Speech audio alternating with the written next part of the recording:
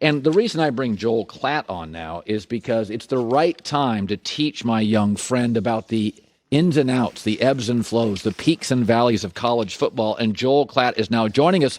For the record, a former minor league baseball player of some renown who not renowned, very much a failure in the baseball. But baseball is a sport built on the ability to overcome failure. That is true. That's true. And the Dodgers ratings in this town are enormous because and I say we, this city has lived through seeing Kershaw unravel, and they love Kershaw. I don't disagree with that. I think that's why your ratings are so big. The fans have lived through your failures year after year after year, and it's like you're like family to them. I was going to be You're like drunk uncle getting D's on his report card. I absolutely love it. By the way, I just didn't really think much about this all weekend, but your near upset of the week was Pitt over Notre Dame. You were leading off with that. Listen, I'm on the bench. I'm on the bench. I will not give you thank you. Okay, so let's for that. That was rough. And by the way, Pitt did exactly what I said they were going to do, which was play great run defense, and it didn't work at all. So let's just address that first. Notre Dame, the week before they had struggled against Louisville, but Tony Dungy brought something on the broadcast. He said, listen, they wanted to work on their passing game. It was windier than they thought. Yeah. And so in the middle of the game against Louisville, Notre Dame had to go, okay, backtrack. We can't do it. And I thought Dungy brought up a great point. I think Notre Dame, to me, is probably the 4th or 5th best team in the country. I have them number 4 right now, just ahead of Georgia because Georgia lost that game to Alabama. I still think that they're kind of behind just from a talent perspective, those teams at the top. And we get that. I do think when I watch them now, and I went back and I watched that game on game tape, Pitt was really struggling personnel-wise. They got their quarterback was out, so on and so forth. Now, having said that, Notre Dame is really big. At key spots. They've got a safety that's enormous. Their tight ends are big. Like, they've got big bodies that allow them to do really cool stuff offensively. I think the limiting factor right now is probably Ian Book. If you just have to have him sit there and drop back and throw the football, which they're going to have to do at some point. You know, they got Clemson next week. Not this week, but next week. Yeah. Is he going to be able to do that? And I think the questions remain for Notre Dame on that. But this is a really good team. A really good team. Top 5 in the country, certainly. Yeah, and I actually think they match up okay with Clemson, parts of them. To your point, I do think Notre Dame can lean on you a little bit. Sure. And Clemson hasn't faced that kind of physical team this year. They lean on you. Notre Dame can win ugly. They won't beat Clemson, but you can ugly up games, and I think Notre Dame is built to do that against Clemson. There is an element to Clemson, though, that they're so veteran, they're so good. I think they're bored, right? I think they're bored out of their mind, just waiting, like Gerard Butler in 300, and like they're just like licking their chops for an opponent that can actually test them, and they thought they were going to get that in Miami, and they walked out there and just crushed Miami. Something tells me that we're in for a game like that against Notre Dame. Like Clemson is just like they can't wait to be tested finally, and I think Clemson might roll Notre Dame, but that's a week from now. You, Gus, Jenny Taft, Michigan State at Michigan. So now you and I, if I recall, are both on the See, I've always had this theory about Michigan football.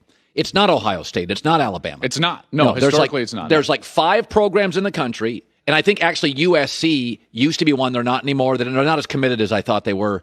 It is Oklahoma. It is Alabama. It is Ohio State. Boy, it gets real thin after that. They're totally committed to football. And then there's about 8 teams, of which Michigan falls in historically. They're really good. But Ohio State is more committed. They'll fire coaches more quickly. Brady Hoke wouldn't have lasted a 4-game losing streak. No. And I think Harbaugh, given that, they're a 9.5-win program to a 10-win program, and he's right on track, and I think he's done a very good job. I'll go a step further.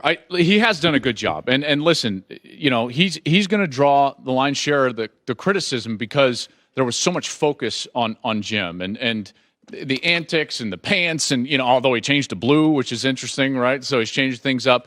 Here's one thing to really understand about Jim Harbaugh. He's just now adjusting, and this adjustment has been a little bit late, although if it comes to fruition, watch out. Because In college football, you can't win at the top end unless you can score 35 points against a really good team.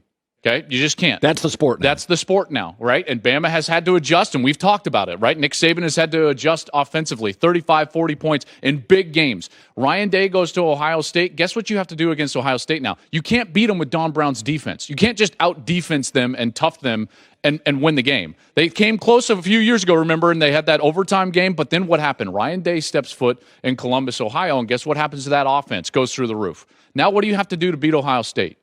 If you're Michigan, score. You've got to be able to score, and they haven't been able to even come close to the offensive efficiency. And what I saw last week from Michigan was the corner being turned offensively. Joe Milton, their quarterback, is an incredibly talented guy. He's huge, first of all. He's got a quick release, one of the strongest arms that I've seen in college football in the last 4 or 5 years, stronger than Josh Allen or even Herbert. I mean, throws absolute lasers. He can run it pretty well. And here's the other part. They haven't gone pure spread like they tried to do last year with Shea Patterson and just run those like soft zone schemes in the run game. You know what they did in the run game? Right. They went back to what Harbaugh does well, which was pull guards, pull tackles, run power-oriented schemes, and it all has to stem from number 42, Ben Mason. You're saying like, well, Joel, why are you bringing up Ben Mason? Let me tell you why. Because Ben Mason was a guy who was a fullback under the old offense. Last year, Gaddis comes in to be a spread coordinator, so he's got to go to defensive tackle. So he played defensive tackle last year, and this year they're like, you know what? Let's out of the shotgun go back and be a more power-oriented run game. So Ben Mason's now back on offense. They're lining him up all over the place. He had several key blocks on the big runs, and they're back to getting that downhill. So now all of a sudden you've got the power-oriented running game, a quarterback that can throw it, and still a defense that I think can be efficient and certainly rush the quarterback. This may be Jim Harbaugh's best Michigan team.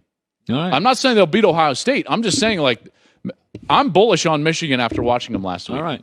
So I'm going to throw a theory at you. Oh, boy. So I was listening to, he's a very smart guy. He's on that show, The Prophet, Marcus Lemonis. Yeah. Very smart guy. Yeah, love that show. Camping World, very smart show. And he was talking to CNBC, one of their financial guys.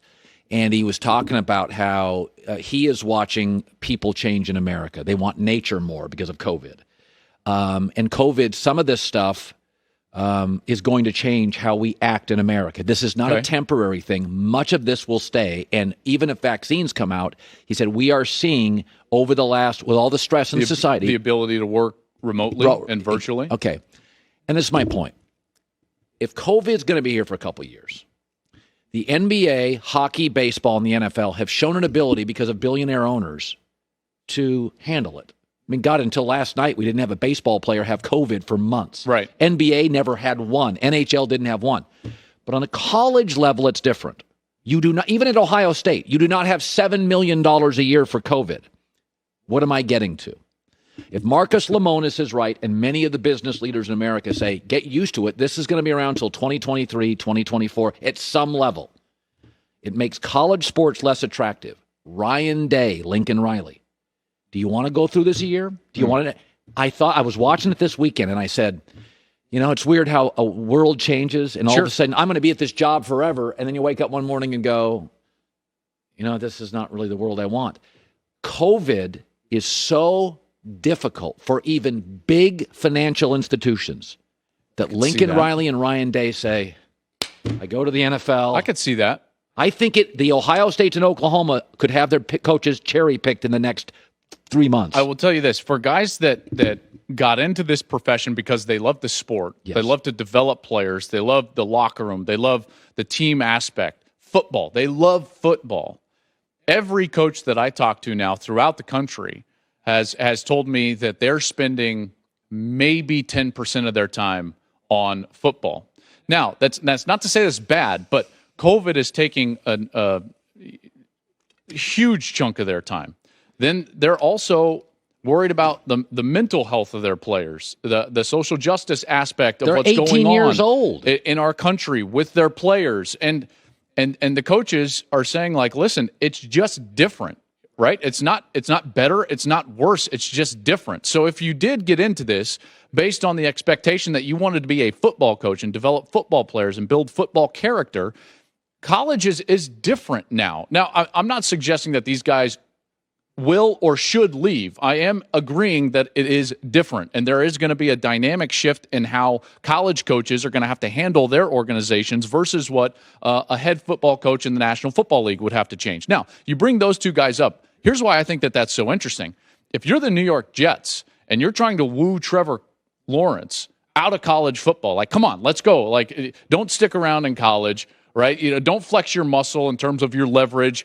Come to the Jets. Wouldn't one of those guys be attractive? Thank you. I think Trevor Lawrence said yesterday, I'm not sure if I'm going to go to the NFL. It's like, sure would be hard to turn it down if I got Lincoln Riley. I would say, though, like that comment's going to get a lot of run today. And those of you fans out there, just give it its proper context, because he was asked a question about his future, and he gave an answer that an athlete should give, which is, hey, I'll worry about that at a later date. He didn't say, I'm willing to go back to Clemson. That's right. He basically gave a big, vague answer, which mature athletes are going to do when asked a specific question about their future. Yeah, that's why I didn't lead with it today. Good job. Good job. Yeah, By the way, I think the Jets might be a better location than people realize. Oh, boy. Why say, oh, boy? Let me tell you, it's better than the Bengals. It's better than what Joe Burrow was going to with the Bengals. I think Joe Burrow's made Cincinnati way more attractive. Really? With one win? Interesting take. Let me tell you why the Jets are better than the Cincinnati Bengals as a destination for Trevor Lawrence versus what Joe Burrow had to deal with the Bengals. All right. Is because the Bengals hadn't won, anything in Burrow's whole life. Have they even won a playoff game in his lifetime? Probably not. He wasn't alive in the late 80s, was he? No. Right? I mean, these kids are now I wasn't born in truly 95. alive until I came to Fox. There you go. Came to the West Coast. So all I'm saying is that was the same ownership group. They are historically cheap. The Bengals are. Like, that organization has had the same problems nagging them forever. Whereas the Jets, I don't think Joe Douglas fits that mold, right? Joe Douglas, their GM, he's won 3 Super Bowls. Yeah. They've got a ton of picks. Yeah. If they deal Darnold, they're going to get a first. Why will they get a first, Joel? Here's why they'll get a first. Is because you've got really good organizations with aging quarterbacks at the back end of the first round that would love to have Sam Darnold. Love to have Sam Darnold. Colts. What happens if the Colts want to move off? The Steelers are going to need a quarterback soon. The Patriots are in that boat. The New Orleans Saints are in that boat. The Falcons may be in that boat, and they're not even in the back end of that first round. But if they deal Matt Ryan, maybe Darnold is a ticket there. All I'm saying is that I think that the Jets have ammunition. They have the GM. They've got a great left tackle that they just drafted. And Quinnen Williams, despite the trade rumors, is a very good young emerging defensive lineman. I just think this narrative, yes, the Jets are terrible this year, and we understand that. What they have the most money under the cap for this offseason. Yeah. So I'm just saying, like, this narrative that Lawrence is going to somehow force his way out of New York, I think is overblown. I think it's media-driven. I think Lawrence might look at the Jets and say that's actually an attractive spot. Finally, Tua's debut. You watched him a lot at Alabama. Yeah. I thought he was the best prospect. I could be wrong. I do think his injuries bring him down as a prospect. Okay. I don't worry too much about size. I think he's got some breeze. He's accurate. He's got innate leadership qualities. He's a smart kid. I think he succeeds in Miami. Well, what will concern you over the next month with Tua's starts if you see something?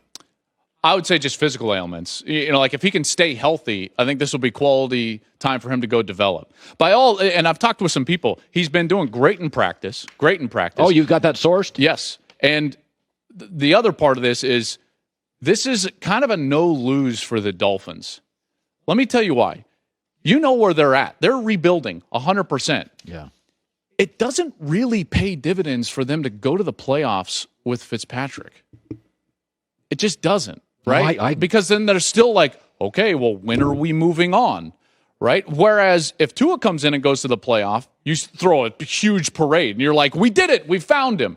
If you don't, it's still fine because he's coming off of injury, he's learning, we're developing, we're still building. This is kind of a no-lose. At first, I was like, why did they make this decision? But when you really look at it, this is a no-lose for the Dolphins. It really is, because if it doesn't go well, he's developing. If it goes great, we can throw a party, and you don't have to deal with the question bleeding into the offseason if Fitzpatrick were to take you to the playoffs.